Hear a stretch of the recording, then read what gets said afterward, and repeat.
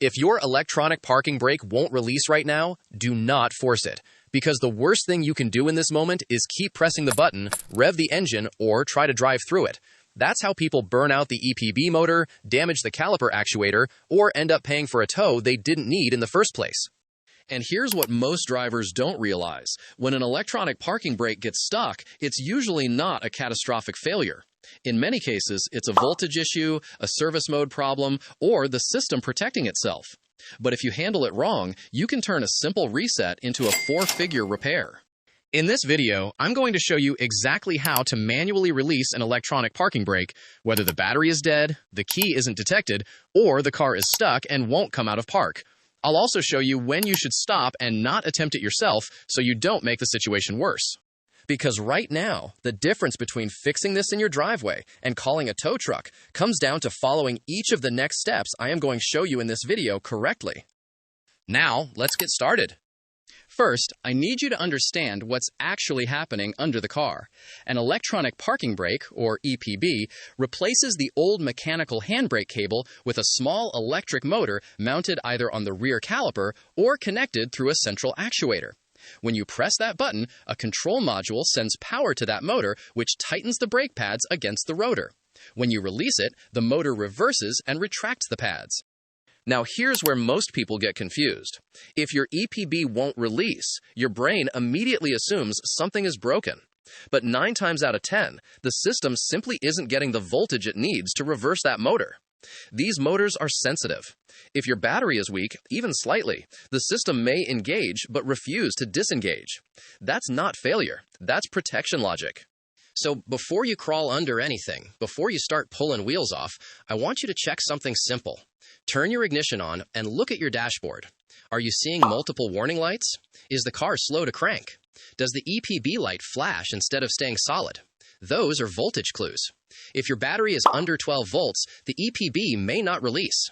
Before we go any further, if this is already helping you, take a second and support the channel. Hit the like button and subscribe so you don't miss the next guide that could save you from an unnecessary repair bill. And share to support the channel. Now here's something you need to bear in mind when you talk of electronic parking brake. If your battery is weak and you keep pressing the EPB button repeatedly, you can strip the internal plastic gears inside that motor. Once those gears strip, you're replacing the entire caliper actuator.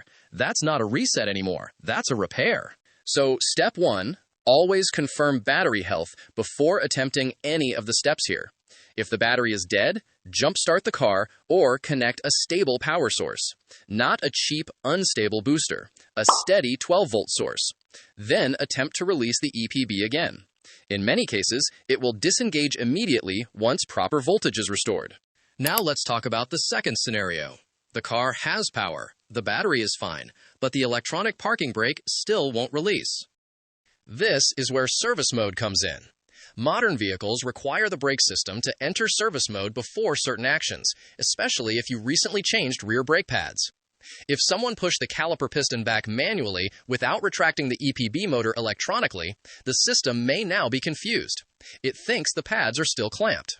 If this happened after a brake job, I want you to pause, because forcing the system here can permanently damage the actuator threads. Instead, you need to place the EPB into service mode using either a scan tool or a specific pedal button sequence, depending on your vehicle. Many vehicles allow you to hold the EPB button down while cycling the ignition and pressing the brake pedal in a specific order. If done correctly, you'll hear the motors retract fully. And here's something most shops get wrong. They replace the caliper motor immediately without checking if the system was simply left in maintenance mode. I've seen people spend hundreds because the technician didn't verify the software position.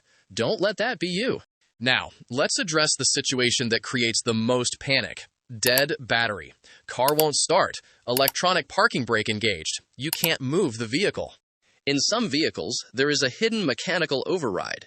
It may be under a trim panel in the trunk, near the spare tire compartment, or accessible by removing the rear caliper motor cover. Some systems allow manual retraction using a Torx or hex fitting directly on the actuator gear. But this must be done carefully. Turning it the wrong direction can bind the mechanism.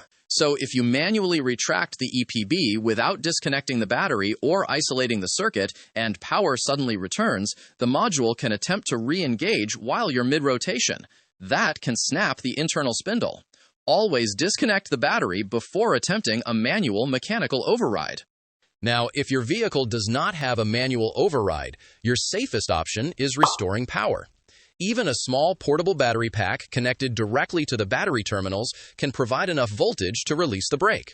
You do not need the engine running. You just need a stable voltage. Let's move into another common question you might have. Does the EPB drain the battery? The answer is no in normal conditions. Once engaged, the motor does not continuously draw power. It only uses power during actuation. However, if the control module malfunctions or repeatedly attempts calibration due to a fault, it can slowly drain the battery overnight. If you've experienced repeated dead batteries and EPB warning lights, that's a diagnostic clue. Now, I want you to listen carefully because this next part saves people from replacing the wrong part. If your electronic parking brake won't release and you also hear grinding, clicking, or a high-pitched whine from the rear caliper, that suggests motor gear damage. If you hear nothing at all when pressing the button, that suggests an electrical supply or module fault. Sound matters. Silence matters too. And here's where we separate myth from reality. Many people believe that if the EPB fails, the entire braking system is compromised. That's not true. The hydraulic braking system is separate. You can still brake normally.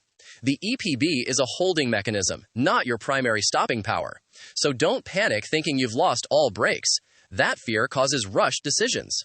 At this point, you might be wondering, how do I reset the electronic parking brake after fixing the issue? Once power is restored or the motor is retracted, many vehicles automatically recalibrate when you cycle the ignition and apply the brake pedal while engaging and disengaging the EPB once. Others require a scan tool reset to clear stored codes. If the warning light stays on after successful release, you need a diagnostic scan, not guesswork. Another thing to remember is, if you see EPB malfunction and the car refuses to shift out of park, do not attempt to override the shifter blindly. Many vehicles lock the transmission electronically when brake system faults are present. Forcing the shifter can damage the interlock solenoid. Always solve the brake voltage issue first. Now let's talk about Audi and European systems briefly, because they tend to cause the most frustration. On some Audi models, the electronic parking brake motors are extremely sensitive to battery voltage. A battery below threshold can trigger a cascade of warnings: ABS light, traction control light, EPB fault, and it all traces back to low voltage during startup. Replacing modules in that scenario would be a mistake. Voltage testing comes first. And here's your mid-video spike to keep you locked in. If your EPB releases after a jump start but re-engages randomly days later, that's not coincidence. That's usually a failing battery cell causing intermittent voltage drops. Replace the battery before replacing the brake actuator. Now let's say you've restored power and the brake still won't release. At this stage, you need to determine if the actuator motor itself has failed. You can test this by checking for power at the caliper connector while someone presses the EPB button. If power is present but the motor does not move, the motor is faulty. If no power is present, you trace backward to the module, fuse, or wiring. And I need you to hear this clearly. Replacing the actuator without testing the voltage is guessing. Guessing gets expensive. There's another scenario that happens often after rear brake replacement. Someone retracts the piston incorrectly, using a clamp instead of electronically retracting the motor. The internal threads misalign. The motor stalls. Then the brake won't release. In that case, sometimes removing the actuator motor from the caliper and manually aligning the spindle before reinstalling can restore function. But that requires mechanical confidence. If you're not comfortable, this is where a professional makes sense. Now, let me speak to you like I would if you were standing in my driveway. Don't rush this. The electronic parking brake system is designed to protect itself. Most of the time, it's smarter than we give it credit for. If it refuses to release, it's usually preventing further damage due to low voltage, calibration error, or actuator misalignment. Your job isn't to overpower it. Your job is to understand why it's refusing. Before we wrap this up, I want to give you one final clarity point. If your vehicle rolls slightly when in park and the EPB light flashes, that suggests incomplete engagement, not failure. If the brake is fully locked and refuses to release, that's a disengagement issue. Those are two different diagnostic paths. One is mechanical clamping strength, the other is motor retraction. If you ever hear a loud snap from the rear and the brake releases suddenly, stop driving and inspect immediately. That can indicate spindle breakage inside the actuator. Driving further can lock the brake permanently while in motion. So, where does this leave you? If your electronic parking brake won't release, start with the voltage. Confirm battery health. Restore stable power. Attempt normal disengagement. If that fails, check for service mode requirements. Listen for motor sound. Test for power at the connector. Only then consider actuator replacement. 9 times out of 10, this is solvable without a tow truck. And if this video helped you avoid an unnecessary repair or a towing bill, support the channel by subscribing and sharing this with someone who might be stuck right now. And if you're dealing with brake warning lights along with this issue, watch the next video here where I break down how ABS and EPB systems interact, because understanding that connection could save you even more money. The video will be linked below and here on the card.